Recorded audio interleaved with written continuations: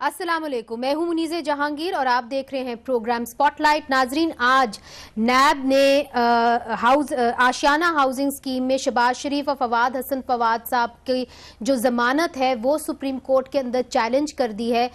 मगर नाजरीन, जब से ब्रिगेडियर असद मुनीर साहब ने खुदकुशी की है तब से नैब के ऊपर भी बहुत सारे सवाल उठाए जा रहे हैं और नैब को भी कटहरे में खड़ा कर दिया गया है। नाजरीन, इस मौजू के ऊपर बात करने के लिए और नैब की जो कारकर्दगी रही है उसके ऊपर बात करने के लिए हमारे साथ हैं शर्जील अदनान शेख साहब। आपने हाल ही में सुप्रीम कोर्ट में नैब के बारे में एक पिटिशन जो है वो दायर की है, इसके ऊपर हम बात करेंगे। फिर हमें ज्वाइन कर रहे हैं कर्नल रिटायर्ड शहजाद अनवर भट्टी साहब। आप मुख्तलिफ ओहदों के ऊपर, मुख्तलिफ स्टेशन के ऊपर नैब के साबिक DG रह चुके हैं, आपका भी बहुत बहुत शुक्रिया। एजाज सैयद साहब हमें ज्वाइन कर रहे हैं, सहाफ़ी हैं और वक्तन फ़वक्तन टेलीविज़न के ऊपर भी प्रोग्राम्स करते हैं और कमेंट्री करते हैं, और आप रिटायर्ड ब्रिगेडियर असद मुनीर साहब के करीबी दोस्त भी हैं। एजाज साहब, पहले मुझे ये बताइए कि ब्रिगेडियर साहब ने इस तरह अपनी जान ली, जब हमें मिलते थे, हमसे भी मिलते थे, तो उनकी काफ़ी एक अच्छी पर्सनैलिटी थी, इस तरह नहीं लगता था कि वो डिप्रेस्ड हैं। तो किस किस्म का दबाव था जिसके नतीजे में उनको ये कदम लेना पड़ा? मुनीज़े, दो बातें हैं इसमें। एक बात तो यह है कि सियासतदानों को पूरा क्रेडिट दें कि उन पे बड़ा क्रिटिसिज्म होता है और क्रिटिसिज्म की वजह से वो इम्यून हो जाते हैं। एक सीनियर अफसर जो एक गवर्नर का प्रिंसिपल सेक्रेटरी भी रहा हो, SI में MI में काम करता रहा हो, फिर CDA का खुद अफसर रहा और ख़ुद नैब का अफसर रहा हो, उसके ऊपर इतना ज़्यादा क्रिटिसिज्म जब आया तो उन्होंने अपने फुटप्रिंट छोड़े हैं, अपने दोस्तों के साथ बातचीत की है। उन्होंने बताया कि उन्हें कभी भी अच्छा नहीं लगेगा कि उन्हें हैंडकफ करके परेड करवाया जाए मीडिया के सामने। मैं मुनीज़े इसमें एक इंसिडेंट ज़रूर कोट करूँगा कि साबिक चेयरमैन CDA हैं इम्तियाज़ इनायत इलाही, उनको आपको पता है कि इसी तरह इल्ज़ामात में उनको गिरफ़्तार किया गया था और साथ एक मेंबर CDA हैं उनको भी गिरफ़्तार किया गया था। तो ब्रिगेडियर असद मुनीर उनसे मिलने गए थे इस्लामाबाद, जो कोर्ट कम्प्लेक्स है वहाँ पर एक और CDA के अफसर हैं शौकत, अभी रिटायर हो चुके हैं, उनके सामने ये बात हुई है, वो भी मौजूद हैं। तो ब्रिगेडियर असद मुनीर ने देखा जब उनको हैंडकफ्ड, और जहां वहां पर देखा कि बाहर मीडिया के लोग भी हैं और मीडिया के लोगों को उनकी वीडियोस बनाते भी देखा, तो ये जो इम्तियाज़ इनायत इलाही हैं और उनके साथ जो दूसरे ऑफिसर्स थे तीनों, इनके सामने उन्होंने कहा कि इस हालत से ज़्यादा बेहतर है कि बंदा मर जाए। और भी दोस्तों के साथ वो बात करते रहे। मैं बहुत सारी इंसिडेंट्स कोट कर सकता हूँ जिसमें वो बार बार कहते रहे कि वो कभी भी इस तरह की तौहीन बर्दाश्त नहीं करेंगे, वो इस तौहीन से बेहतर मरने को तरजीह देंगे। तो वो दबाव में थे, परेशानी में थे, और इसी परेशानी और दबाव में आपको पता है TV के ऊपर नैब की प्रेस रिलीज भी चली, फिर मुख्तलिफ लोगों ने टेलीफोन भी किया, तो वो फिर एक ऐसी स्टेट में चले गए कि बिलाखिर मेरे और आपके सामने एक अफसोसनाक वाक़या रूनुमा हुआ।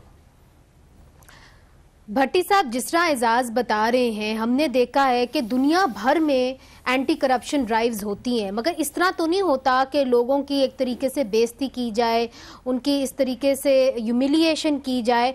और आप साबिक DG रह चुके हैं, मुझे ये बताइए कि ये जो तौर तरीका है क्या ये सही है? क्योंकि हमने ये भी देखा है कि एक यूनिवर्सिटी सरगोदा के जो लाहौर कैंपस के एक एग्जीक्यूटिव ऑफिसर थे मियां जावेद अहमद, उनको हार्ट अटैक हुआ और वो नैब की कस्टडी के अंदर ही एक तरीके से अपना दम तोड़ गए। सर्विसेज अस्पताल जब उनको लाया गया तो कहा गया वहाँ से कि जी ये पहले से अपना दम तोड़ चुके थे। तो इस किस्म के अगर स्ट्रेस आप देंगे लोगों को तो उनको जिंदा ही पकड़ना है ना, तो ये तो नहीं कि उनको इतना स्ट्रेस दे के ह्यूमिलिएट करके हम लोगों को ही खो दें और आपकी एंटी करप्शन ड्राइव कामयाब रहे। इस तरह तो नहीं हो सकता।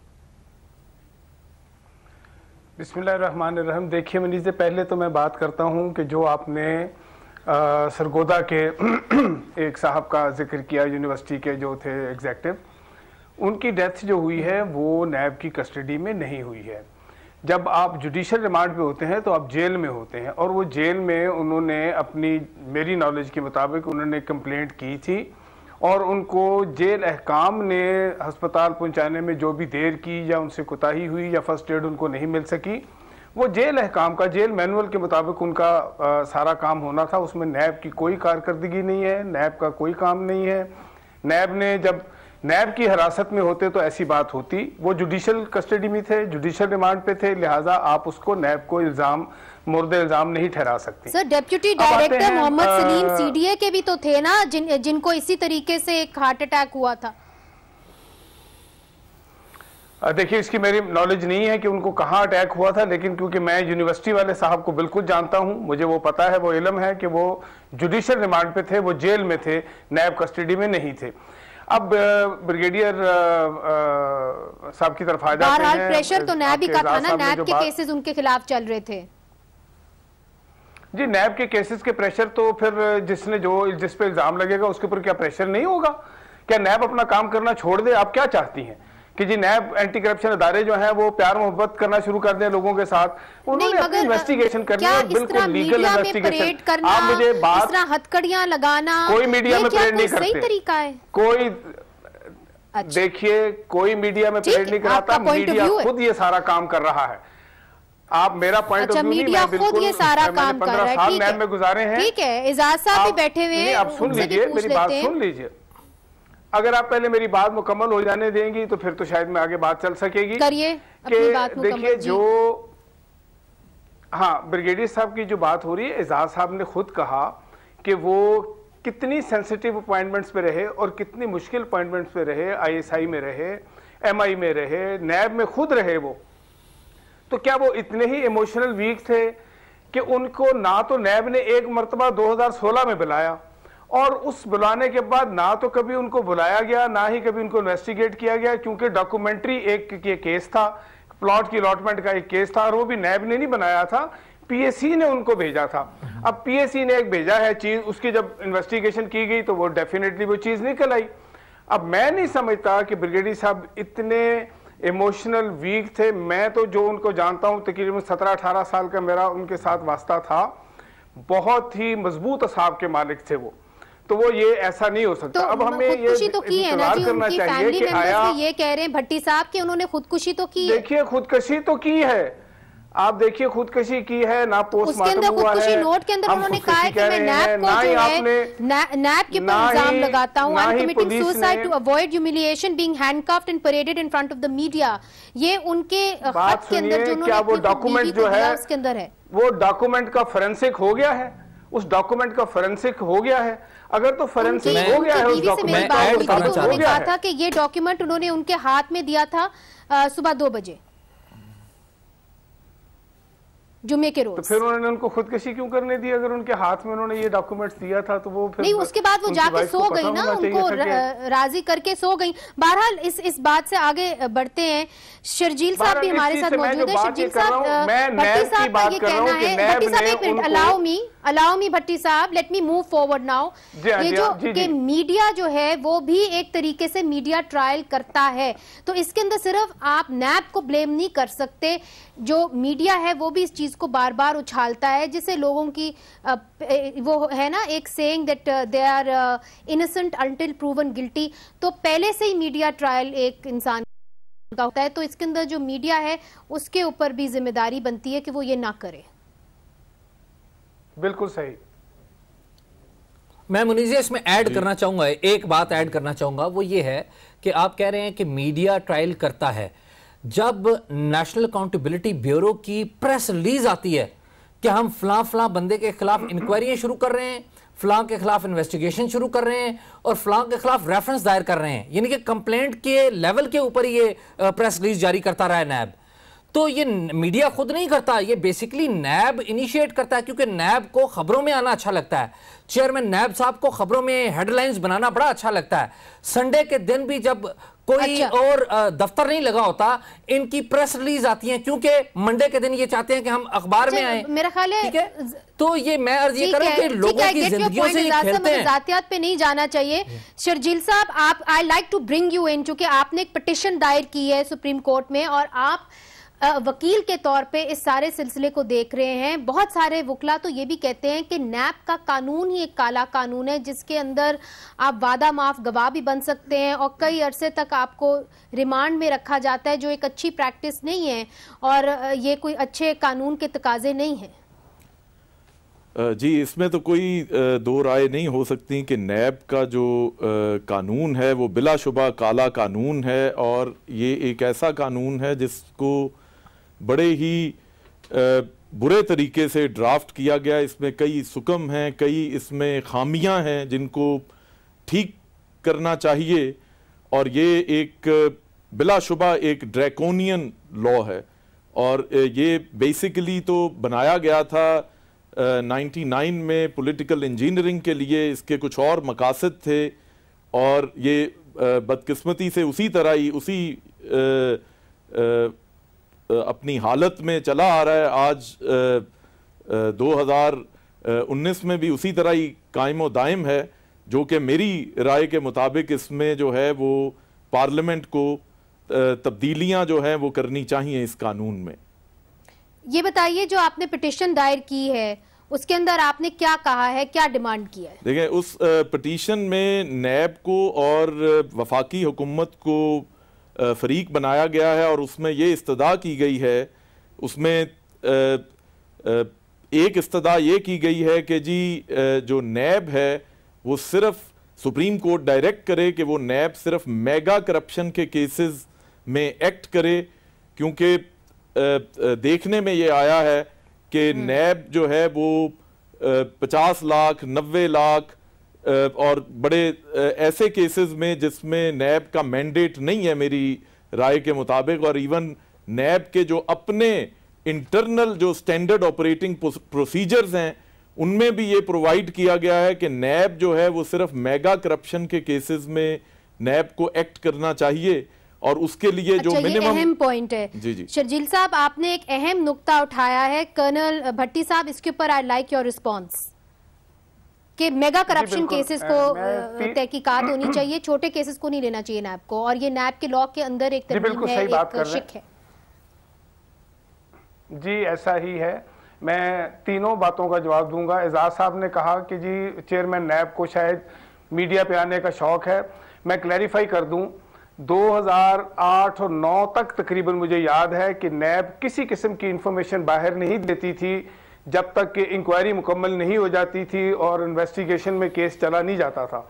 लेकिन बहुत सारे इल्ज़ाम मीडिया की तरफ से और बहुत सारी जगहों से नैब के ऊपर उंगलियां उठाई जाती थी कि नैब पता नहीं क्या करती है, कौन से केसेस बंद कर देती है, कौन से केसेस शुरू कर देती है। तो नैब जो भी करे वो पब्लिक को बताना चाहिए। तो नैब ने ये पब्लिक को बताने के लिए, ज़्यादा ट्रांसपेरेंसी लाने के लिए, जो भी चीज नैब जो भी केस उठाती है, चाहे वो कंप्लेंट उठाती है, पब्लिक को बताना शुरू कर दिया। आपने बड़ी प्यारी बात की थी कि मीडिया को भी जिम्मेदाराना सबूत देना चाहिए। अब मैं दूसरी बात आता हूं, शर्जील साहब ने जो बात की है, एसओपी जो होती है वो कानून नहीं होता। एसओपी नैब ने ये बनाई थी कि प्रायोरिटाइज किया कि जो मेगा केस हो उसको पहले उठाया जाएगा और जो कम पैसों का होगा वो बाद में उठाया जाएगा। लेकिन नैब जो है सिलेक्टिव नहीं हो सकती। ये जो पूरा कानून है जिसको काला कानून मेरे भाई कह रहे हैं, ये असफंदियार वली केस में सुप्रीम कोर्ट ने इसकी इतनी ज्यादा स्क्रूटनी की और शिक बाई शिक इसको डिस्कस करके मेरा ख्याल है 3 चीफ जस्टिसों के जमाने में ये गुजरा और फाइनलिटी गेन की इसने, और उन्होंने हर चीज इसकी कानून की सीधी की। हत्ता कि उन्होंने रिमांड को, जो कि उस वक्त पहले 90 डेज होता था, उसको कम करके वन टाइम 15 डेज कर दिया कि जिससे ज्यादा एक दफा नहीं दिया जाएगा। और उसके अंदर भी एक शिक शामिल की कि जब भी दूसरा रिमांड होगा मेरे पास तो हाई कोर्ट को रह गया है। इधर मैं कता कलामी माफ, मगर सुप्रीम कोर्ट ने खास तौर पे चीफ जस्टिस जो हमारे रह चुके हैं, साबिक चीफ जस्टिस साकिब निसार साहब और जस्टिस काजी फाइज ईसा ने नैब के जितने भी केसेस ऊपर गए हैं उनको यहां तक कमेंट कहा है। हुदैबिया के अंदर खासतौर पे हुदैबिया पेपर मिल्स जो मियां नवाज शरीफ साहब के खिलाफ है, उधर ये भी कहा है कि कानून के जो तकाजे हैं वो नैब ने पूरे नहीं किए। I would like your response Sharjeel साहब। कर्नल साहब ये कह रहे हैं कि एसओपीज होते हैं, शिकें नहीं होती, इसके बारे में आप क्या कहेंगे? और उन्होंने हवाला भी दिया सुप्रीम कोर्ट के। मैं वजाहत ये करना चाहूंगा कि इसमें सुप्रीम कोर्ट की ऑलरेडी एक जजमेंट मौजूद है जिसमें सुप्रीम कोर्ट इस बात का तयन कर चुकी है और इस बात को डिफाइन कर चुकी हुई है कि मेगा करप्शन का मतलब जो है वो कम से कम 10 करोड़ रुपए की मालियत की करप्शन को mega corruption supreme court already इनके अपने जो इंटरनल SOPs हैं उसकी रोशनी में वो इस बात की तशरीह कर चुकी है सुप्रीम कोर्ट, जो कि नैब के ऊपर बाइंडिंग है। मैंने जिन दरख्वास्त गुजार की तरफ से ये पिटीशन की है, आप देखें कि इनके ऊपर ये इल्ज़ाम था कि इन्होंने एक प्राइवेट बैंक को 90 लाख रुपए का जो है वो नुकसान पहुंचाया है, और इसमें इनको जो एहतसाब अदालत है, जो नैब कोर्ट है, उन्होंने 14 साल की सजा जो है वो एक 90 लाख रुपए के जुर्म में। सर, मेरा प्रोग्राम का वक्त बिल्कुल खत्म हो गया, आखिरी बात कर दीजिए प्लीज। तो मेरी ये राय है कि इसमें जी जी जी मेरी पिटीशन में ना सिर्फ कि ये इस्तदा की गई है कि नैब को डायरेक्ट करें कि वो ये जो सुप्रीम कोर्ट ने मेगा करप्शन की तशरीह की है, नैब उसको जो है वो मनो अन फॉलो करे, बल्कि इसमें जो है वो एक सेंटेंसिंग पॉलिसी बनाए सुप्रीम कोर्ट के करप्शन के केसेस में क्या सजाएं जो हैं वो देनी चाहिए, क्योंकि ये नहीं हो सकता कि एक शख्स जो है वो 90 लाख रुपए का। बहुत शुक्रिया शर्जील साहब, एजाज सैयद साहब, कर्नल भट्टी साहब। तो नाजरीन, कम अज कम यहाँ पे सवाल जरूर उठाए जा रहे हैं कि नैब की कारकर्दगी जो है वो कैसी है और कैसी होनी चाहिए आने वाले दिनों के अंदर, इसलिए चूंकि इस वक्त तमाम ऑपोजिशन जमातें जो हैं वो यक ज़बान होकर कह रही हैं कि नैब जो है वो पोलिटिकल विक्टिमाइजेशन कर रही है, जबकि नैब जो है अपने मौक़िफ़ के ऊपर डटी हुई है। हमने कोशिश भी की थी कि नैब के हुकाम से हम राब्ता कर सकें, मगर उन्होंने कहा कि हम किसी किस्म की भी स्टेटमेंट नहीं देना चाहते। तो हम बड़े शुक्रगुजार हैं कि कर्नल भट्टी साहब ने, रिटायर्ड कर्नल भट्टी साहब ने हमें ज्वाइन किया। नाज़रीन, लेते हैं इधर छोटा सा वक्फा, और वक्फे के बाद हम रुख करते हैं न्यूजीलैंड का, जहां पे 9 पाकिस्तानी जो हैं वो शहीद हुए हैं हालिया अटैक के अंदर जो हम मस्जिद के ऊपर हुआ। हम रुख करते हैं न्यूजीलैंड का, ब्रेक के बाद। नाजरीन, इस सानहे के अंदर 9 पाकिस्तानी जो हैं वो शहीद हुए हैं, जिसके अंदर एक जो है वो खातून है। हमारे साथ न्यूजीलैंड से हमें ज्वाइन कर रहे हैं डॉक्टर अब्दुल मालिक साहब, न्यूजीलैंड में पाकिस्तान के हाई कमिश्नर हैं और बराह रास्त हमें ज्वाइन कर रहे हैं। आपका बहुत बहुत शुक्रिया। हमें डॉक्टर खुर्शीद आलम साहब भी ज्वाइन कर रहे हैं, न्यूजीलैंड में मस्जिद में शहीद होने वाले पाकिस्तानी नईम रशीद के भाई हैं और तलहा रशीद के वो चचा हैं। आप दोनों का बहुत बहुत शुक्रिया। और सबसे पहले खुर्शीद साहब, मैं कहूँगी आपसे कि तमाम जो लोग हैं पाकिस्तान के वो आपके दुख में शरीक हैं, और हमें बहुत अफसोस है कि क्या हुआ न्यूजीलैंड में। मुझे मालूम है कि ये वक्त आपके लिए बहुत ही मुश्किल होगा। ये बताइए कि जो ताउन आप चाहते थे हुकूमत से, वो आपको मिला है?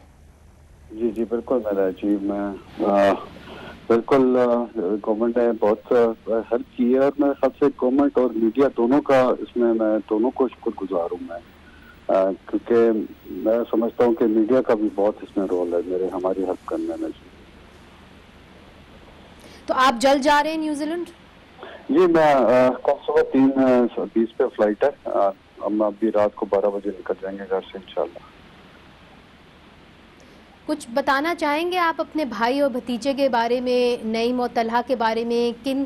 कुछ तो हमने अखबारी रिपोर्ट से भी पढ़ा है, मगर आप कुछ बताना चाहेंगे कि क्यों वो न्यूजीलैंड गए, क्या कर रहे थे वहाँ पे? और हमने देखा कि कैसे आपके भाई ने एक हीरोइक तौर पे तरीके से लोगों को वहाँ पे बचाया, और उनका जो रोल है वो सराहा जा रहा है, पूरी दुनिया सराह रही है। आज हमारे वज़ीर आज़म साहब ने भी इसके ऊपर ट्वीट किए। जी जी बिल्कुल।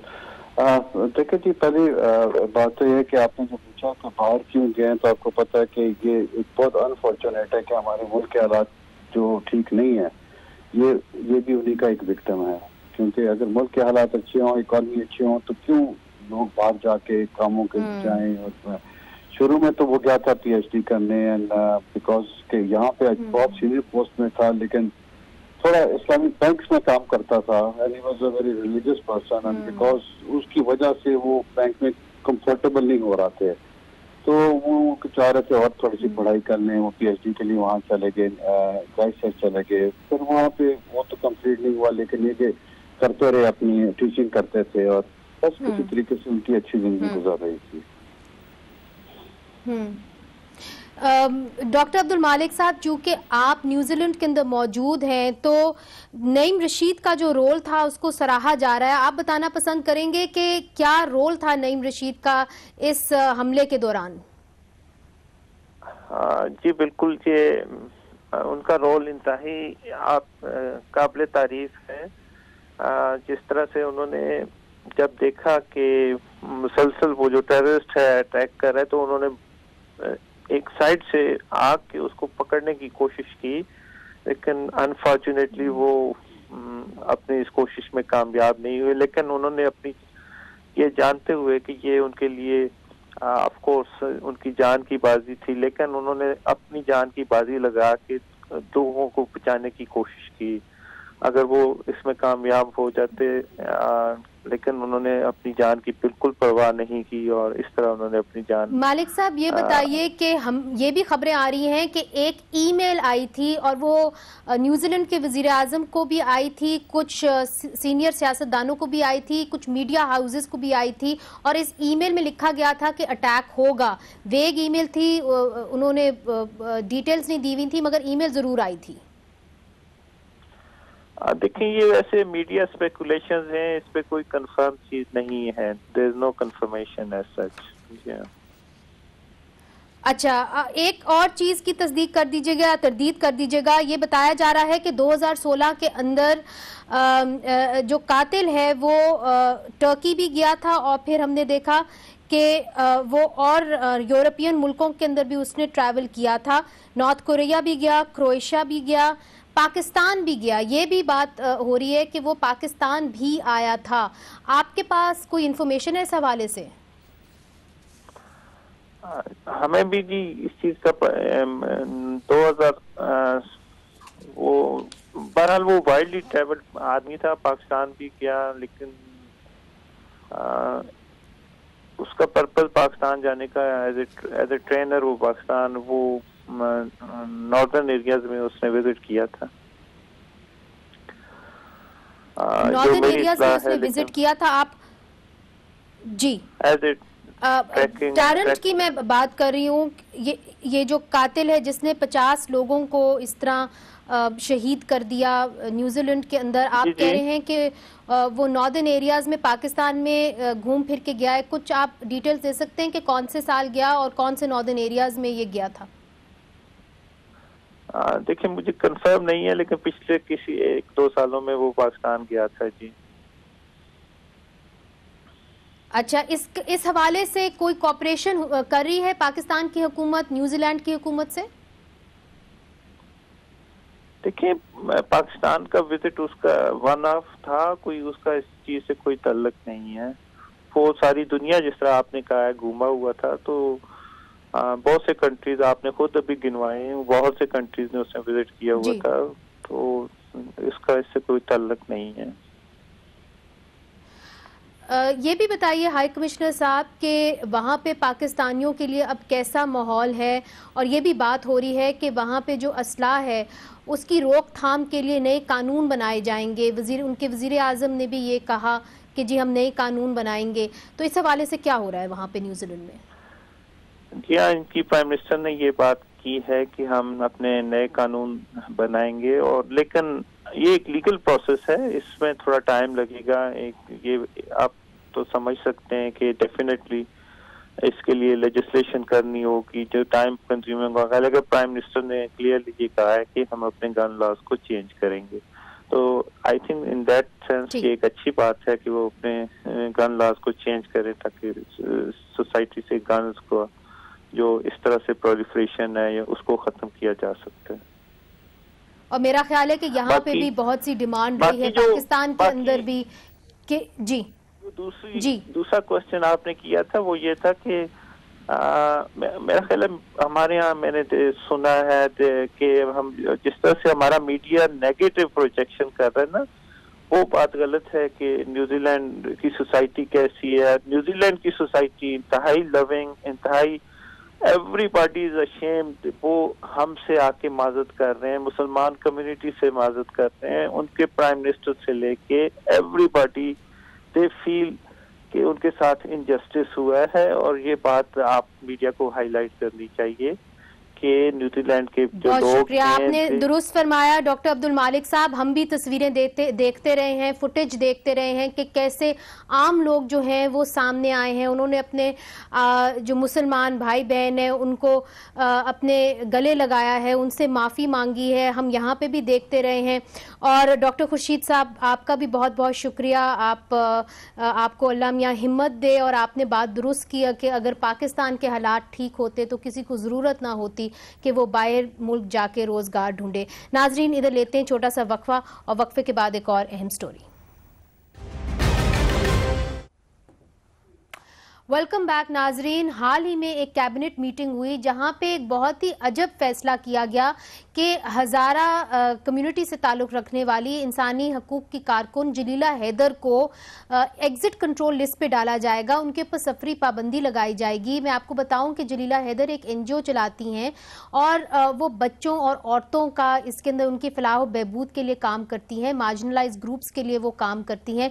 तो बड़ा ताज्जुब हुआ कि उनको क्यों ECL पे डाला गया और इसकी कोई एक्सप्लेनेशन भी नहीं दी गई। इसलिए हमारे साथ हैं जलीला हैदर खुद और बुशरा रिन साहिबा जो बलूचिस्तान हुकूमत की तर्जुमान है, मिनिस्टर फॉर अर्बन प्लानिंग है, बाप से आपका ताल्लुक है। बुशरा बीबी, इनको ECL पे क्यों डाला गया जलीला हैदर को, जबकि ये एक समाजी कारकुन है? अस्सलाम वालेकुम। देखिए, कुछ ऐसी चीजें होती हैं जो फेडरल के हाथ में होती हैं और कुछ जो है वो प्रोविंशियल गवर्नमेंट के हाथ में होती हैं। तो इनका जो ACL का ताल्लुक है ये फेडरल गवर्नमेंट के अपने हाथ में, मिनिस्ट्री फॉर फेडरल, ये फैसले जो है वो तो आपको कोई इन्फॉर्मेशन नहीं दी गई? जी बिल्कुल नहीं, क्योंकि इस इश्यूज पे जो फेडरल की अपनी इख्तियारात होते हैं उसमें वो सूबाई हुकूमत से ना राब्ता करते हैं, ना किसी किस्म की कोई सलाह मशवरा करते हैं। ये उनका अपना जाती फैसला है। ठीक, I get your point. Jalila Haider sahiba, Bushra साहिबा की आपने बात सुन ली। हमने बहुत कोशिश की नाजरीन कि हमारा राब्ता हो जाए इंटीरियर मिनिस्ट्री से, मगर हमने उनसे ये सवाल भी रखा कि क्यों जलीला हैदर साहिबा को आपने ECL पे डाला है जबकि वो एक समाजी कारकुन है और यकीनन ये कोई अच्छा ट्रेंड नहीं है, खतरनाक ट्रेंड है। तो उन्होंने कोई जवाब नहीं दिया। जलीला हैदर साहिबा, आपका क्या खदशा है? आपको कुछ ना कुछ तो हो गया, अंधिया हो गया होगा कि किस लिए आपको ECL पे डाला है? जी थैंक यू मुनीज़े। सबसे करेक्ट कर दूं, मैं NGO नहीं चलाती हूँ, ये एक मूवमेंट था वी द ह्यूमंस के नाम से। दूसरी बात ये है कि जो बुशरा साहिबा ने कहा, जी हाँ, हमारे जो सूबाई हुकूमत है, मुझे नहीं लगता कि इनको मुझसे कोई शिकायत रही होगी या होम मिनिस्ट्री को। मुझे जो खदशा न्यूज़पेपर से पता चला वो कहते हैं कि मैं PTM का कारकुन हूँ, यानी आई होल्ड अ मेंबरशिप, जबकि हम तो ह्यूमन राइट्स एक्टिविस्ट है, हम सब के साथ खड़े होते हैं। हमें तो इससे मसला नहीं है कि किसी का कौमी सवाल, कौमियत क्या है, उसका मजहब क्या है। आज अहमदिया का जान से गए, आपका